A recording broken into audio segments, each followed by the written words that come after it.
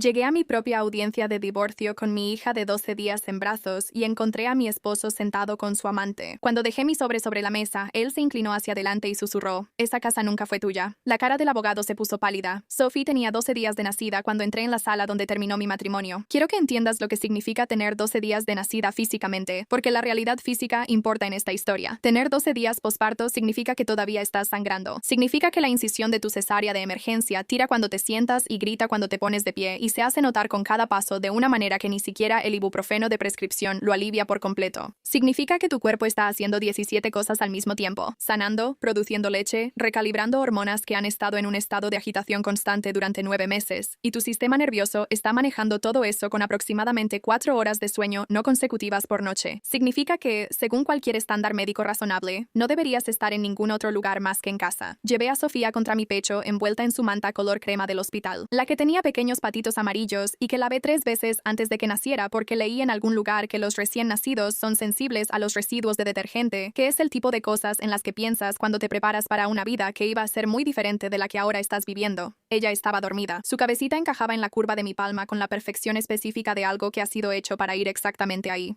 Y la sostuve de la misma manera en que la había sostenido durante 12 días. No con la delicadeza vacilante de una madre primeriza que tiene miedo de hacerlo mal, sino con el agarre de una mujer que entiende que esto es lo único en la habitación de lo que está absolutamente segura. Me senté frente a mi esposo, Brandon Hayes, 38 años, socio principal en una firma de capital privado, el tipo de hombre que siempre había ocupado habitaciones con la facilidad específica de alguien que nunca ha considerado seriamente la posibilidad de que una habitación no lo quiera ahí. No miró a Sophie, me miró a mí, y luego, sin ninguna vacilación detectable, deslizó una carpeta manila por la mesa de conferencias pulida como si estuviera cerrando un informe trimestral. «Solo firma los papeles, Natalie», dijo. «Toma el dinero y vete». A su izquierda, vestida con seda azul pálido y con la compostura específica de una mujer que se había vestido para una victoria y no para una negociación, estaba sentada Vanessa Croft. Ella estaba mirando su teléfono. Tenía la actitud de alguien que considera las formalidades del dolor ajeno como un pequeño inconveniente administrativo. Metí la mano en mi bolso, no para sacar una pluma. «Déjame contarte lo que realmente había estado haciendo durante los últimos 9 meses. Mi nombre es Natalia Parker, tengo 34 años. Había pasado 7 años como contadora forense en una firma de tamaño mediano antes de dejarlo para apoyar la carrera de Brandon y, eventualmente, prepararme para Sophie. Soy precisa tanto por formación como por temperamento. Noto las discrepancias de la misma manera en que otras personas notan el clima, automáticamente, sin decidir hacerlo, como una característica básica de cómo entiendo el mundo. Había notado la primera discrepancia en enero, cuando tenía 11 semanas de embarazo. Una transferencia bancaria, $47,000 movidos de nuestra cuenta de inversión conjunta a una sociedad tenedora. No lo reconocí. Brandon lo había explicado como una reestructuración de la asignación de capital de su firma. Nada que necesitara entender en detalle, dijo, con esa condescendencia suave y específica de un hombre que ha usado con éxito el nada que necesitas entender en detalle como forma de control durante años. Yo asentí con la cabeza. Había anotado el nombre de la entidad en una libreta que guardaba en el cajón de mi buró. Me dije a mí misma que era una transacción comercial legítima. También, al mismo tiempo, estaba tomando una foto del registro de la transferencia con mi celular. La segunda discrepancia llegó en marzo. Una notificación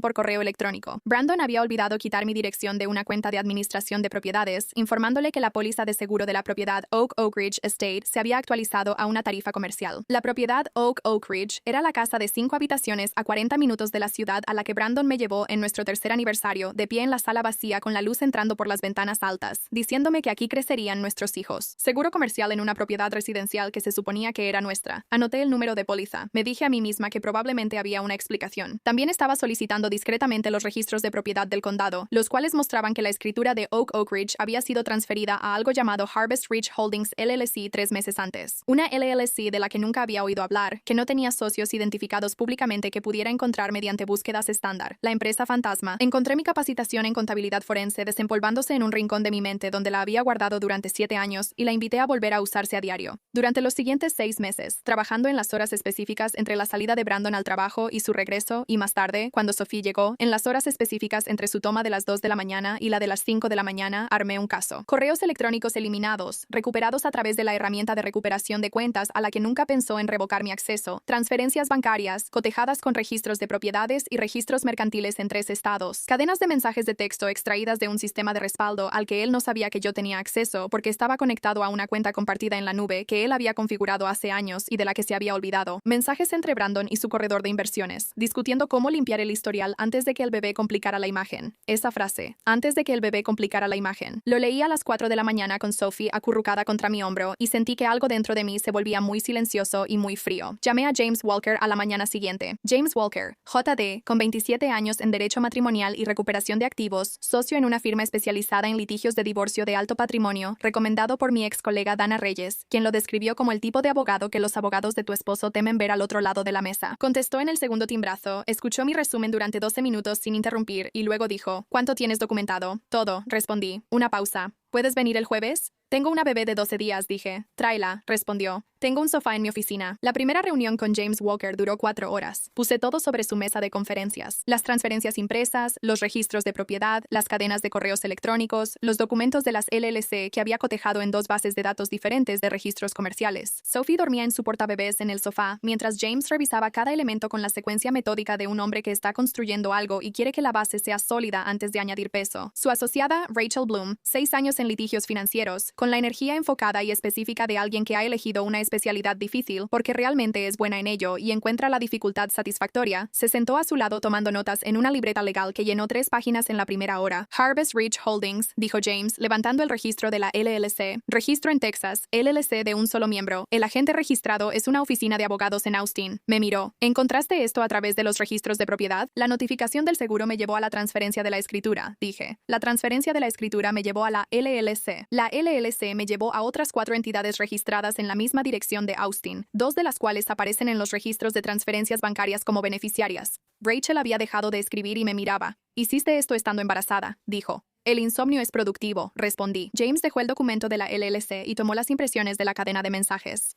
Limpia el historial antes de que el bebé complique las apariencias, leyó. Me miró por encima de sus lentes de lectura. Este es un caso de ocultamiento de bienes matrimoniales, potencialmente uno importante. Dejó los papeles. ¿Entiendes lo que eso significa en términos de obligaciones de divulgación? En el momento en que presentemos la demanda, él está legalmente obligado a revelar todos los bienes, y estaremos en posición de demostrar que ya sabe dónde están los que no ha revelado. Lo sé, dije. Él va a ir con todo contra ti, dijo James. Él te va a caracterizar como inestable, como una madre que acaba de dar a luz, bajo presión, como alguien cuya documentación fue obtenida de manera inapropiada, o cuya interpretación está distorsionada por las circunstancias emocionales. Lo sé, dije. Tendrás que resistir. Miré a Sofía en el sofá. 12 días de nacida, la cobija color crema con los patitos amarillos. He estado resistiendo durante 9 meses, dije. Puedo resistir un poco más. Jaime me miró por un momento. Luego cerró su carpeta y dijo. Hablemos de estrategia. Quiero contarte sobre la mañana en que Brandon me entregó los papeles del divorcio, porque esa mañana es donde realmente comienza la historia. Sofía tenía 4 días de nacida. Ya estaba en casa después del hospital. Me dieron de alta antes de tiempo porque la estructura de nuestro seguro y el horario de Brandon se habían confabulado para hacer que una estancia más larga fuera logísticamente inconveniente, lo cual es una frase que suena burocrática y contiene una crueldad específica que apenas ahora puedo nombrar con claridad. Estaba en la silla junto a la ventana donde había estado alimentando a Sofía cada 2 o 3 horas, una rutina que ya había empezado a estructurar mi comprensión del tiempo de una manera nueva, no por horas o días, sino por tomas. Cada una era un pequeño mundo contenido en sí mismo. Brandon entró a las 7:15 a.m. con su ropa de trabajo, dejó un sobre en la mesa de centro y dijo, «Mi abogado se pondrá en contacto contigo sobre la reunión». Luego se fue al trabajo. Sofía tenía 4 días de nacida, él no la había cargado desde el hospital. Ni una sola vez. Él estuvo presente en el nacimiento, presente en el sentido físico de estar en la habitación, y sostuvo a su hija durante aproximadamente 45 segundos antes de devolvérsela a la enfermera y salir al pasillo para contestar una llamada telefónica. Yo había visto eso desde la cama del hospital, lo había guardado en mi memoria. Abrí el sobre después de que él se fue. Leí los papeles con Sofía en un brazo y la otra mano sosteniendo el documento extendido. Brandon estaba solicitando una disolución sin culpa. El acuerdo propuesto incluía la venta de nuestra residencia principal, con las ganancias divididas 60-40 a su favor, un pago en efectivo de $180,000 para mí, descrito como distribución equitativa, sin manutención conyugal y un acuerdo de custodia que me daba la custodia física principal, con Brandon teniendo acceso razonable a su discreción. No se mencionaba Oak Ridge, ni una sola palabra en 40 páginas de documentación legal sobre la propiedad de 5 habitaciones que me había dicho que sería donde crecerían nuestros hijos. Le mandé un mensaje a James Walker. Él presentó la demanda. El acuerdo excluye completamente Oak Ridge. La reunión es en 8 días. James respondió en 4 minutos. Bien, estamos listos. ¿Cómo estás? Miré a Sophie. Estamos bien, le respondí por mensaje. Pasé los siguientes 8 días haciendo 2 cosas. cuidando a mi hija con la atención completa y enfocada que requiere un ser humano de 12 días de nacido, y esperando, pero no con ansiedad. La forma en que esperas cuando ya hiciste la preparación, y la preparación es sólida, y lo único que queda es el momento de usarla. La sala de conferencias estaba en el piso 14 de un edificio en el centro, el tipo de espacio que transmite su propia seriedad. Madera oscura, ventanas de piso a techo, el silencio particular de la acústica de una oficina de alto nivel. El equipo legal de Brandon ocupaba un lado de la mesa. Su abogado principal, Gerald Marsh, un hombre con 20 años de experiencia en procedimientos de divorcio de alto valor, y el tipo de autoridad de cabello plateado que en sí misma es una herramienta de negociación, y dos asociados que no reconocí, acomodados en la configuración de personas que esperan que la otra parte esté en desventaja. Brandon estaba sentado en el centro de su lado, Vanessa a su izquierda, vestida de seda azul pálido. No esperaba que Vanessa estuviera ahí. No era lo habitual. La presencia de una tercera persona sin legitimación en el proceso era inusual, y el hecho de que Gerald Marsh lo hubiera permitido me decía algo sobre cuán seguros estaban del resultado. Ella estaba ahí porque Brandon quería que estuviera, porque él había decidido que esto ya estaba terminado y quería un testigo de su victoria. Esa decisión le iba a costar caro. Me senté frente a él con Sophie contra mi pecho, James Walker a mi derecha, Rachel Bloom a mi izquierda con su laptop abierta y una carpeta que había revisado por última vez a las 11 p.m. la noche anterior. Brandon me miró. Su expresión tenía la misma cualidad de siempre cuando él sentía que tenía la situación bajo control. Un tipo particular de calma que no era calidez, sino la ausencia de preocupación en lugar de la presencia de tranquilidad. Deslizó la carpeta del acuerdo por la mesa. Solo firma los papeles, Natalie, dijo. Toma el dinero y vete. Metí la mano en mi bolsa, saqué mi propio sobre y lo coloqué directamente encima de su carpeta de acuerdo. Antes de firmar cualquier cosa, dije, alguien tiene que explicar el contenido de ese sobre. El color desapareció del rostro de Gerald Marsh en la secuencia específica de un hombre que está leyendo algo para lo que no estaba preparado. Volvió a dejar los documentos sobre la mesa y miró a Brandon. Su expresión comunicaba claramente y sin palabras que no le habían informado sobre esto y que ahora estaba recalculando todo el procedimiento en tiempo real. ¿De dónde sacaste esos? La voz de Brandon bajó al tono que usaba cuando quería comunicar una amenaza sin necesidad de alzar la voz. La oficina de registros del condado, respondí. Y la notaría en la calle Clement, la misma notaría que tus representantes visitaron el 14 de abril para procesar la transferencia de Oak Ridge a Harvest Ridge Holdings LLC, lo cual, curiosamente, no se menciona en ningún lugar de este documento de acuerdo. Vanessa se volvió bruscamente hacia Brandon. ¿Qué propiedad de Oak Ridge? La miré directamente. La propiedad de 5 habitaciones donde Brandon prometió que criaríamos a nuestro primer hijo. La casa que intentó liquidar mientras yo me recuperaba de una cesárea de emergencia en una cama de hospital. La habitación estaba completamente en silencio. Sophie hizo un pequeño sonido contra mi pecho. La acomodé sin apartar la mirada de Brandon. Él se puso de pie. El exterior pulido, la calma cuidadosamente mantenida, la actitud de socio principal, todo eso había desaparecido. Lo que quedaba debajo era más pequeño y menos calculado. No tienes idea de lo que estás haciendo, dijo. No tienes idea de con quién estás tratando. Sé exactamente con quién estoy tratando, dije. Mi voz era firme. La cabeza de Sophie estaba cálida contra mi clavícula y sostuve ese calor como un punto fijo. Un hombre que calculó que una mujer a 12 días de una cirugía, sangrando, privada de sueño y con el peor dolor de su vida, firmaría su futuro solo para que el sufrimiento inmediato terminara. Lo miré al otro lado de la mesa. Confundiste el agotamiento con debilidad. Ese ha sido tu error recurrente. El teléfono de Brandon vibró sobre la mesa. Gerald Marsh lo tomó antes de que Brandon pudiera alcanzarlo. Leyó la pantalla, se inclinó y le susurró algo muy bajo al oído a Brandon. Fuera lo que fuera, terminó de borrar el color que quedaba en el rostro de Brandon. El teléfono de James Walker vibró. Escuchó la llamada, hizo una anotación en su blog legal y cerró su carpeta. Señor Marsh, dijo, las negociaciones están suspendidas. Hoy no se va a firmar nada. ¿En qué se basa? En el hecho de que los representantes de su cliente intentaron una venta privada de la propiedad Oak Ridge hace 45 minutos. James dejó su pluma, lo cual fue captado por los protocolos de monitoreo que establecimos con la oficina del registrador del condado hace 6 semanas. El intento de transferencia fuera del mercado durante un proceso de divorcio activo constituye disolución de activos y activa una medida cautelar inmediata. Miró a Gerald Marsh con la calma particular de un hombre que ha estado esperando una secuencia específica de eventos y está viendo que ocurre exactamente como lo anticipó. Su cliente acaba de intentar vender una casa mientras estaba sentado frente a la persona a la que le pertenece. Brandon me miró, no con su expresión de actuación, no con su mirada de calma controlada, sino con su verdadero rostro. Debajo de 7 años de cuidadosa presentación. Esa casa nunca fue tuya, Natalie, dijo, no en voz alta, no de manera dramática, casi en silencio, de la forma en que la gente dice lo que realmente cree cuando la actuación ya no tiene nada más que ofrecer. Una convicción que había tenido durante años. Finalmente dicha de manera clara. Lo miré, al hombre que había amado, elegido, en quien había creído y a quien había seguido hacia una vida que, resultó ser, estaba diseñada en torno a una suposición fundamental sobre lo que yo era y lo que valía. Dejaremos que el tribunal decida eso, dije. 2 días después, Vanessa me llamó. Quiero ser honesta sobre mi reacción inicial a su llamada, que no fue caritativa. Cualquier simpatía que podría haber sentido en otras circunstancias se vio complicada por el recuerdo de la seda azul pálida y una compostura que sugería a una mujer asistiendo a su propia fiesta de victoria. Respondí porque Jaime me había dicho que documentara todos los contactos y porque, después de 9 meses construyendo este caso, había aprendido que la información podía venir de direcciones inesperadas. Ella pidió reunirse. Yo dije que sí. Un restaurante cerca de mi departamento, de esos que huelen permanentemente a café y funcionan gracias a la eficiente indiferencia del personal que ha visto todo tipo de dramas humanos y no juzga ninguno. Ella llegó antes que yo, sin vestido de seda, con ojeras bajo los ojos, el cabello recogido sin el arreglo que le había visto antes, las manos envueltas alrededor de una taza de café en la que llevaba un rato, a juzgar por el nivel. Parecía una mujer que había pasado 2 días pensando intensamente en algo y había llegado a una decisión que no estaba segura de poder cumplir. Miró a Sofía en el portabebés contra mi pecho. ¿Cuántos días tiene? Dijo. 14 días, respondí. Algo se reflejó en su rostro. No era culpa. Exactamente. Algo más complicado y más honesto que la culpa. Deslizó una memoria USB plateada por la mesa. Cloné su disco duro hace 6 semanas, dijo, mientras él se bañaba. No sabía qué iba a hacer con eso.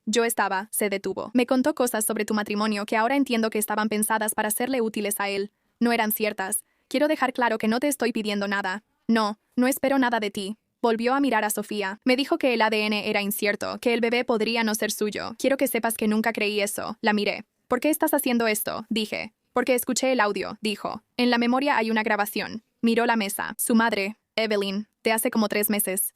Apretó los labios. Deberías escucharlo antes de entrar a esa sala del tribunal.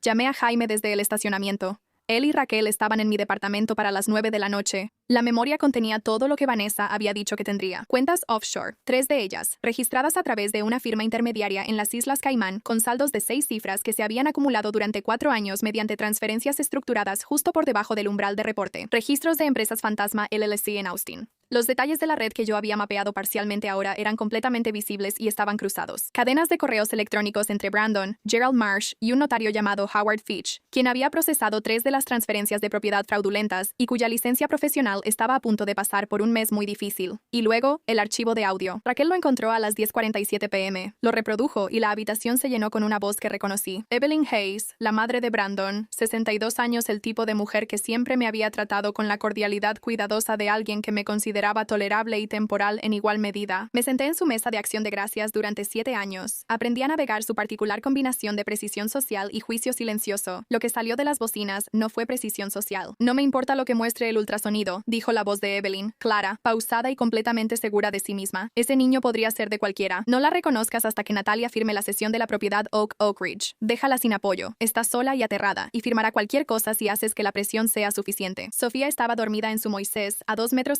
de distancia. Me quedé muy quieta. Raquel se había puesto completamente pálida. Detuvo la grabación, me miró y dijo con mucho cuidado, ¿estás bien? Sí, respondí. No estaba bien en el sentido en que una persona está bien cuando no pasa nada malo. Estaba bien en el sentido en que una persona está bien cuando ha absorbido todo el peso de algo y elige, deliberada y conscientemente, seguir funcionando. Esas son cosas diferentes. Sabía cuál de las dos estaba haciendo. Reproduce el resto, dije. La mañana de la audiencia estaba despierta a las 4:15 a.m., no por Sophie, quien había aprendido, con solo 17 días de vida, ya siendo una persona con preferencias, que los intervalos de sueño de 3 horas eran mutuamente beneficiosos. Estaba despierta porque el tipo de sueño que estaba disponible para mí a las 4:15 de la mañana de una audiencia judicial que determinaría el rumbo del futuro de mi hija era el tipo de sueño que viene y va según su propio horario, sin importar la necesidad. Alimenté a Sofía en la cocina, con la luz baja y la ciudad tranquila afuera, y le conté, de esa manera específica y unilateral, cómo le cuentas cosas a una bebé de 17 días que aún no puede procesar las palabras. Pero, ¿quién? Había decidido que merecía conocer la esencia de su propia historia, que íbamos a estar bien, que yo había construido algo sólido y que iba a resistir, que ella no recordaría nada de esto, y eso era correcto y bueno, pero que el resultado de hoy moldearía todo lo que siguiera y yo tenía la intención de ganar. Sofía me miró con la profunda y desenfocada atención de una persona para quien cada rostro aún está adquiriendo significado. Lo sé, dije, vamos. La sala del tribunal tenía el peso formal de los lugares donde suceden cosas importantes. No era grandiosa, exactamente, pero sí deliberada. La jueza Elena Reyes llevaba 19 años en el tribunal de familia, con una reputación que James había descrito como técnicamente extremadamente rigurosa y sustancialmente poco impresionada por las apariencias. Ella había revisado nuestra presentación preliminar y, 4 días antes, había ordenado un análisis de ADN acelerado, una solicitud que James había hecho no porque yo tuviera alguna duda sobre la paternidad de Sofía, sino porque Brandon había planteado la pregunta en sus propias comunicaciones y nosotros queríamos que el tribunal la respondiera de manera definitiva. Brandon llegó con todo su equipo: Gerald Marsh, 2 asociados y un testigo experto financiero cuyas credenciales James ya había preparado para impugnar en 3 puntos específicos. Y Evelyn, en la primera fila de la galería, con la postura serena de una mujer que considera los procedimientos del tribunal familiar como una molestia procesal en el camino hacia un resultado ya determinado. Entonces las puertas de la sala se abrieron de nuevo. Vanessa entró. Iba vestida de manera sencilla, con un saco oscuro y el cabello suelto, y cruzó el pasillo sin mirar a Brandon, a Evelyn ni a nadie de ese lado de la sala, y se sentó directamente detrás de mí. Escuché la voz de Brandon detrás de mí, baja y controlada. ¿Qué demonios haces aquí? Ella no se volteó. Lo correcto, dijo. Por fin. Evelyn hizo un sonido. Marsh puso su mano en el brazo de Brandon. La jueza Reyes entró. Todos se pusieron de pie. El equipo de Gerald Marsh se presentó durante 45 minutos. Natalie Parker estaba emocionalmente afectada por las exigencias de la nueva maternidad. Su documentación había sido reunida en un estado de angustia y debía ser considerada con el escepticismo apropiado. Las transferencias bancarias eran operaciones comerciales legítimas que ella había malinterpretado por no ser experta. Brandon Hayes era un miembro respetado de la comunidad financiera, un hombre íntegro, un padre devoto que había decidido separarse de su esposa por los canales legales apropiados y no debía ser penalizado por ello. La jueza Reyes los dejó terminar. Luego miró a James Walker. James se puso de pie. Primero presentó los registros bancarios, el panorama completo de las cuentas offshore, la red de empresas fantasma LLC, la cronología de las transferencias. Cada documento fue presentado como prueba. El origen de cada uno fue establecido y documentado. La cadena de correos electrónicos entre Brandon, Marsh y Howard Fitch, el notario, 3 meses de correspondencia que detallan las transferencias fraudulentas de propiedades con la precisión específica que solo producen las personas que creen que no están siendo observadas. Ingresado como prueba HOT.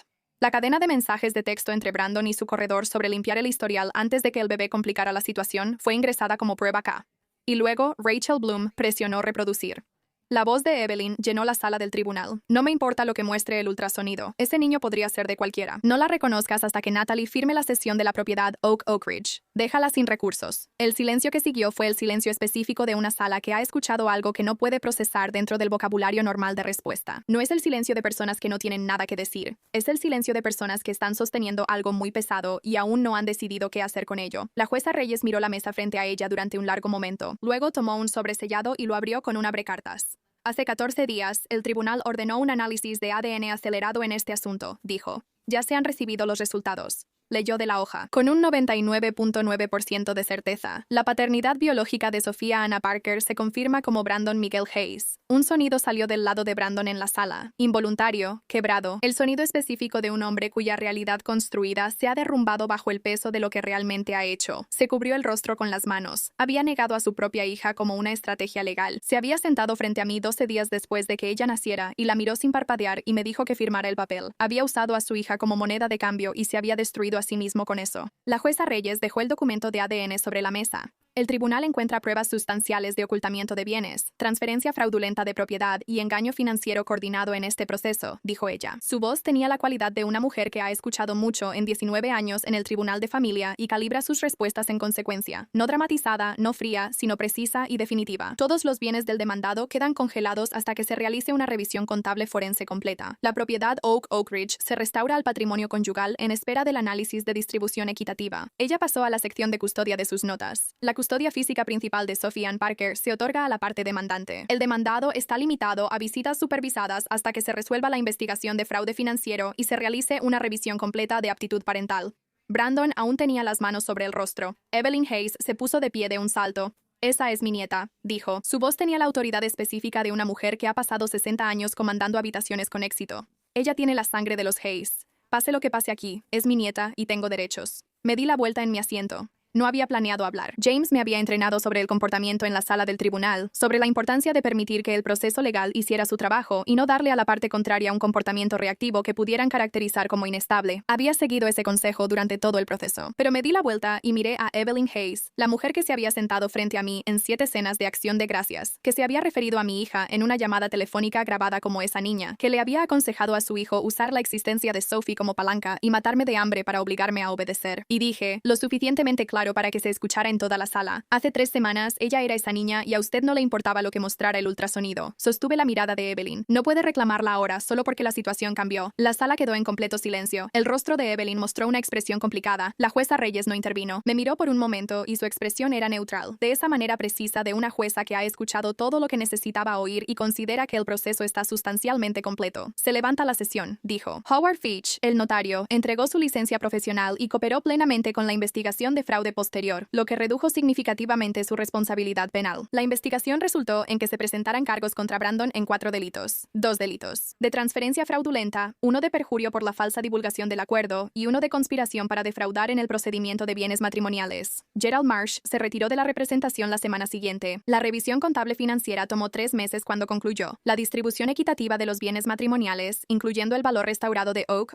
Ridge y las cuentas en el extranjero, produjo una cifra. Eso fue, como James lo expresó en el lenguaje seco de los abogados que están satisfechos con un resultado, pero profesionalmente reacios a celebrarlo, sustancialmente más favorable para mi clienta que la propuesta de acuerdo original. Eso es una subestimación de un tipo específico y satisfactorio. Vanessa Croft no fue acusada de ningún delito. Ella había sido testigo de una conducta que no había iniciado y, al final, proporcionó la evidencia que resolvió el caso. No tengo ninguna relación con ella. No somos amigas, pero he pensado en ella sentándose del lado de la sala donde yo estaba, en silencio, sin mirar a Brandon y diciendo finalmente lo correcto. Y he decidido que eso no requiere más juicio de mi parte. Sophie tiene 11 meses ahora. Se pone de pie apoyándose en el borde de la mesa de centro y me mira con la satisfacción específica de alguien que ha descubierto algo y quiere que se le reconozca. Está extraordinariamente complacida consigo misma, lo cual me parece apropiado. Ella no sabe nada de esta historia. Algún día lo sabrá, en la versión que sea verdadera y proporcionada y contada en el momento adecuado. Ella sabrá que tenía 12 días de nacida cuando la llevé a una habitación donde alguien había decidido que su existencia era una complicación que debía manejarse. Ella sabrá que la sostuve contra mi pecho y de todas formas puse mis papeles sobre esa mesa. Ella sabrá que la casa que intentaron quitarme la estaba esperando, que yo tenía la documentación, que nunca firmé nada que no fuera verdad. Brandon deslizó esos papeles por la mesa como un hombre que estaba seguro de que ya había ganado. Él miró a una mujer que sangraba, agotada y apenas podía mantenerse en pie, y calculó con la crueldad específica de alguien que ha decidido que la necesidad equivale a debilidad, que ella renunciaría a su futuro con tal de detener el dolor inmediato. Olvidó que yo pasé 9 meses construyendo el caso. Olvidó que el agotamiento no es derrota. Olvidó que algunas mujeres, cuando intentas obligarlas a ceder por desgaste, simplemente se vuelven muy calladas, muy concentradas y hacen el trabajo. Susurró que esa casa nunca fue tuya, como si fuera la última palabra. No tenía idea de que yo venía preparada para quemarlo todo. Simplemente elegí no hacerlo. No lo necesitaba. Yo tenía el sobre.